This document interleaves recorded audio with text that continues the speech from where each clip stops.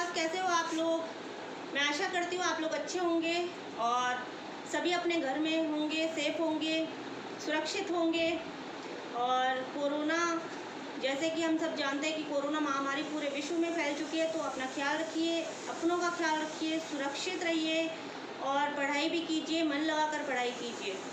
और जैसा कि हम सभी जानते हैं कि अभी हमारी ऑनलाइन क्लासेस चल रही है और इस ऑनलाइन क्लासेस में हम लोग कोशिश कर रहे हैं हम कि आपको अच्छे से अच्छा पढ़ा सके।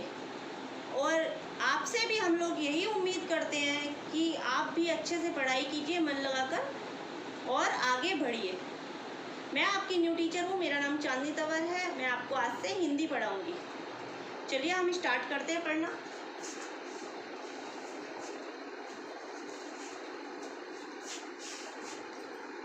आज हम पढ़ेंगे पाठ 1, गद्य खंड का पाठ 1, दो बैलों की कथा। दो बैलों की कथा, सबसे पहले कोई भी कहानी की बात आती है तो उसके लेखक की बात होती है। दो बैलों की कथा कहानी के लेखक का नाम प्रेमचंद। इस कहानी के लेखक का नाम है प्रेमचंद। प्रेमचंद का नाम है मुंशी प्रेमचंद। इन्होंने बहुत सी रचनाएं लिखी, इन्होंने बहुत से उपन्यास लिखे और इनका नाम महान कथाकारों में शामिल है। लेखक का नाम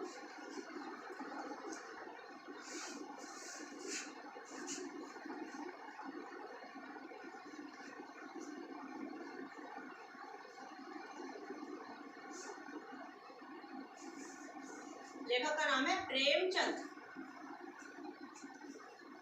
अब बात आती है प्रेमचंद का जन्म कब हुआ। इनका जन्म 1880 में बनारस के लम्ही गांव में हुआ था। कब हुआ था? 1880 में हुआ। और कहाँ हुआ? बनारस के लम्ही गांव में।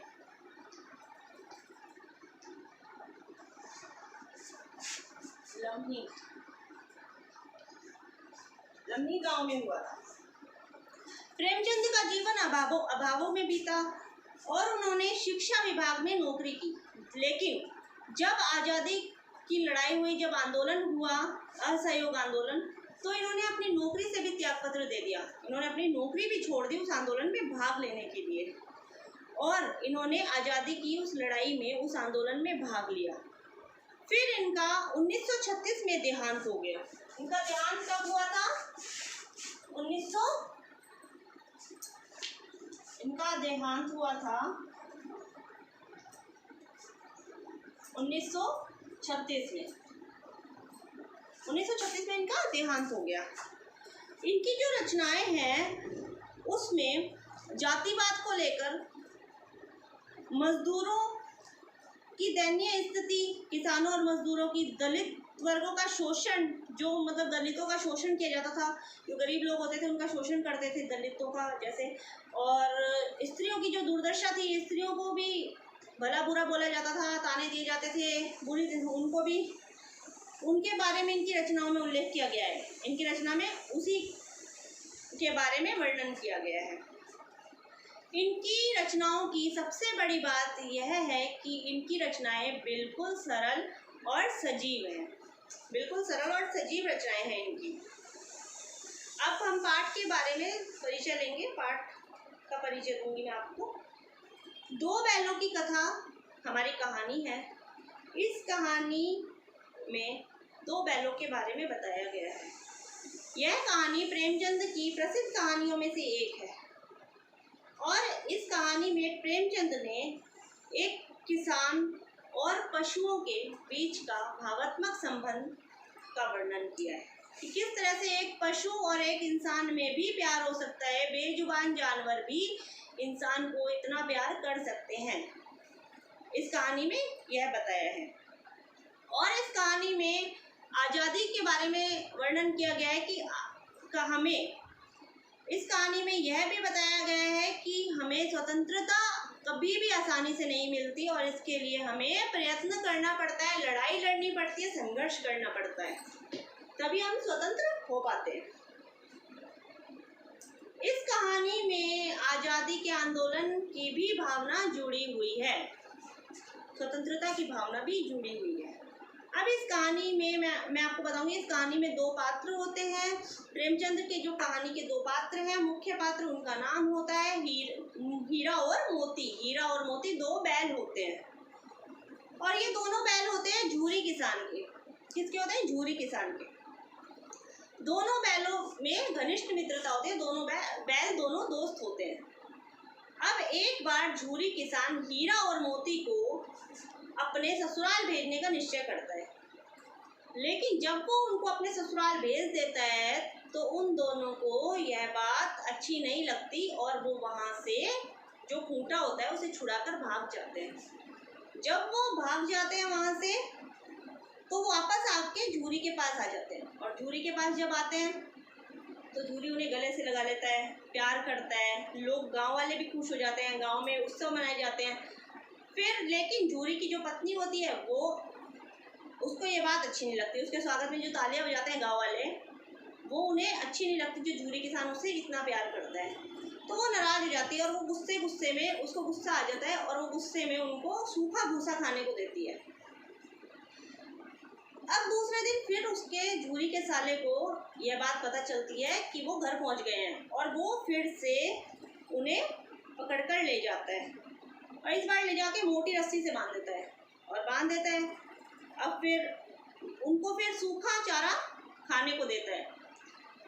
उनका ऐसा अपमान, जितना अपमान करता है वो अपमान उनका कभी झूरी किसान के वहाँ नहीं हुआ होता। उनको अपना बहुत अपमान महसूस होता है कि उन्हें सूखा चारा देता है, मोटी रस्सी से बांध देता है, पिटाई करता है।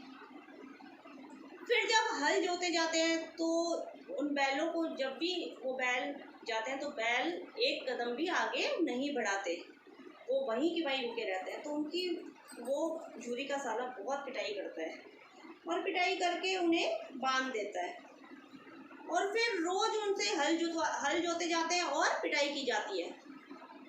एक छोटी बच्ची होती है, वो उन्हें रोज रोटी देकर जाती है क्योंकि उन्हें वहाँ खाना नहीं मिलता। तो वो जब वो लड़की उन्हें रोटी देती है तो उसे ये बात अच्छी नहीं लगती, उन्हें बंधा देखकर उसे दया आती है। तो वो लड़की उन्हें खोल देती है, और जब उन्हें खोल देती है तो वो खूंटा वो वहाँ से खुलकर और भाग जाते हैं। वो बैल जब भागते हैं तो भागकर एक खेत में पहुँचते हैं, मटर के खेत में। खेत मटर का होता है। तो मटर के खेत में जब वो पहुँचते हैं तो वो अपनी तरफ एक सांड को आते हुए देखते हैं कि सांड सामने से आ रहा होता है। तो वो वहाँ से भी भाग जाते हैं और वहाँ से बहुत तेज भागते हैं। जब भागते हैं तो दूसरे मटर के खेत में पहुँच जाते हैं, और जब वो दूसरे मटर के खेत में पहुँचते हैं तो झूरी किसान का साला उनके पीछे होता है। तो वो उन्हें देख लेता है और देखकर उन्हें पकड़ लेता है। जब उन्हें पकड़ लेता है तो वो फिर उन्हें पकड़कर ले जाता है और उन्हें खूब मारता है, मार के और एक कांजी हौस में छोड़ देता है।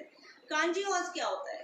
कांजी हौस जहाँ पर जानवरों को, बहुत सारे जानवरों को पकड़कर रखा जाता है, उस जगह को बोलते हैं कांजी हौस, जहाँ भूखा प्यासा उन जानवरों को रखा जाता है। तो जब वो जानवरों को, उनको दोनों बैल को कांजी हौस में लेकर जाता है तो वो वहाँ पर बहुत सारे जानवर भूख प्यास से तड़प रहे होते हैं, बेजुबान, मृत अवस्था में, मतलब मरने वाली अवस्था में पड़े होते हैं, मरने वाली कंडीशन में पड़े होते हैं वो जानवर।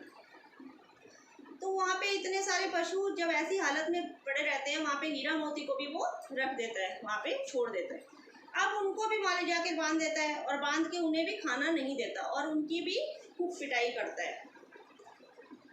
जब वो पिटाई करता है तो रात में हीरा और मोती छुड़वाने की कोशिश करते हैं, अपने खूंटे को छुड़वाने की कोशिश करते हैं, दीवार तोड़ने की कोशिश करते हैं, लेकिन मोती तो अपना दीवार तोड़ देता है, अपना बंधन तोड़ देता है, जो मतलब खूंटा होता है उसको तोड़ देता है। पर हीरा बंधन नहीं तोड़ पाता, वो वहीं रहता है। इसलिए फिर मोती और हीरा दोनों दोस्त होते हैं, तो मोती भी नहीं जाता, मोती भी वहीं रहता है। अब दोनों में क्योंकि दोस्ती होती है तो एक नहीं जाएगा तो दूसरा कैसे जाएगा। फिर सुबह ये बात झूरी किसान के साले को पता चलती है, तो वहाँ पे वो उनको और मारता है, खूब मारता है, और मार मार के उनकी हड्डियाँ छील देता है, बहुत मारता है। उनको खून आने लगता है, हड्डियाँ भी उनकी छिल जाती है, पूरी हड्डियाँ निकल जाती है, सॉरी, मार मार कर खून निकाल देता है। फिर उन्हें उनकी नीलामी करवा देते हैं।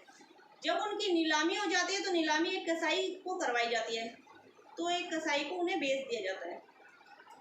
अब वो कसाई, जब वो कसाई को बेचता है तो वो कसाई उन्हें खरीद कर ले जा रहा होता है, और जब उन्हें ले जा रहा होता है तो वो उन्हें अपने घर, जब वो जा रहे होते हैं तो उन्हें दिखाई देता है कि ये तो हमारे घर के रास्ते की तरफ ही हमें ले जा रहा है, और जब उन्हें अपने घर का रास्ता दिखता है तो दोनों बैल भागते हुए झूरी किसान के पास पहुंच जाते हैं।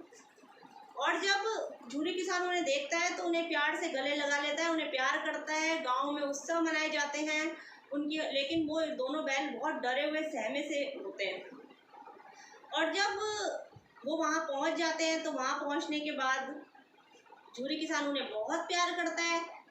फिर उन्हें जब उत्सव मनाया जाता है तो फिर वो कसाई वहाँ आ जाता है, और जब कसाई वहाँ आता है तो किसान में और कसाई में दोनों में बहस होती है, दोनों में लड़ाई होती है।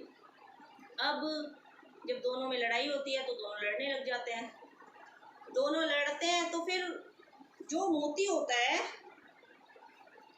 मोती उस कसाई पे सींग से वार करता है, सींग मारता है कसाई को, और जब सींग मारता है तो मार मार के उसे गांव से बाहर ले जाता है। गांव से बाहर ले जाता है और मारता हुआ बाहर ही छोड़ के आ जाता है, और वो कसाई डर के भाग जाता है। अब दोनों बैल आते हैं गांव में, अपने गांव में प्यार से रहते हैं, अच्छे से रहते हैं, खुशी से, और किसान भी उन्हें अच्छा सा भूसा चोकर सब खाने को देता है उन्हें। और फिर सबसे अच्छी बात ये होती है कि बाद में झूरी की पत्नी भी मान जाती है, वो खुश हो जाती है और उनको प्यार से गले लगा लेती है और उनका माथा चूम लेती है। ये थी ये कहानी।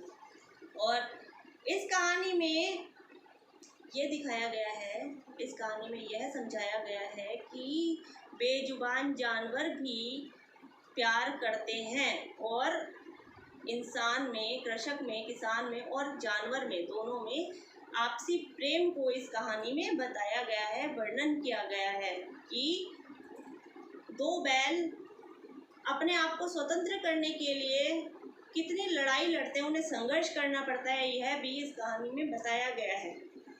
तो यही थी ये कहानी मैंने आज आपको समझाई है।